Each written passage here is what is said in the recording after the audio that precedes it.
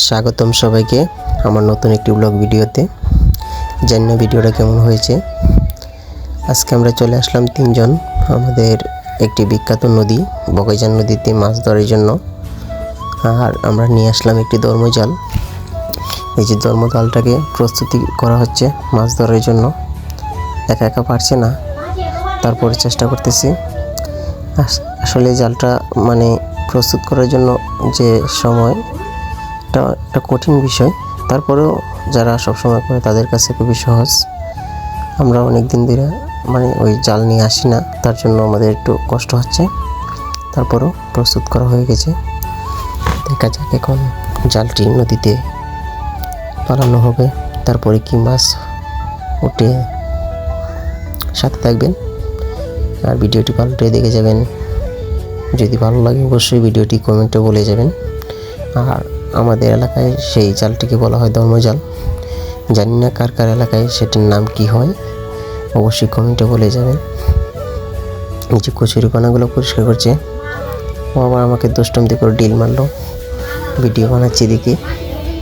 ওই যে ওই পাশে আবার একটি বাঁশের সেতু রয়েছে, ওটা দিয়ে আমাদের বগাইজান নদী পার হচ্ছে। মাছ ধরার জন্য একটা বালতিও নিয়ে আসলো। দেখা যাক আমাদের এই বগাইজান নদীতে কী মাছ পাওয়া যায়। আমরা গ্রামে আসি না, অনেক দিন পরে আসলাম।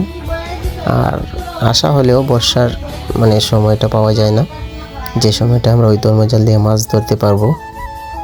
তাই এদিকে আসার পরে প্রায় আমাদের বগাইজান নদীতে মোটামুটি পানি ছিল। তার জন্য আমরা তিনজন চলে আসলাম বগাইজান নদীতে মাছ ধরার জন্য। আমাকে অবশ্য ক্যামেরাতে দেখা যায় না, কারণ আমি ভিডিও করছি।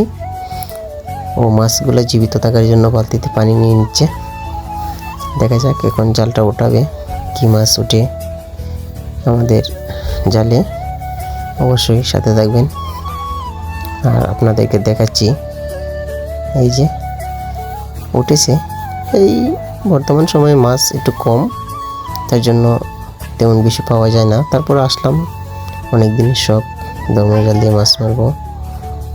এই যে দেখাচ্ছি আপনাদেরকে মাছগুলো। এই যে অল্পই কয়েকটা পুঁটি মাছ। এই যে আশা করি ব্লগ ভিডিওটা ভালো হয়েছে। আর সেটা তো নিজে বলা যাবে না, আপনারা কমেন্টে অবশ্যই বলে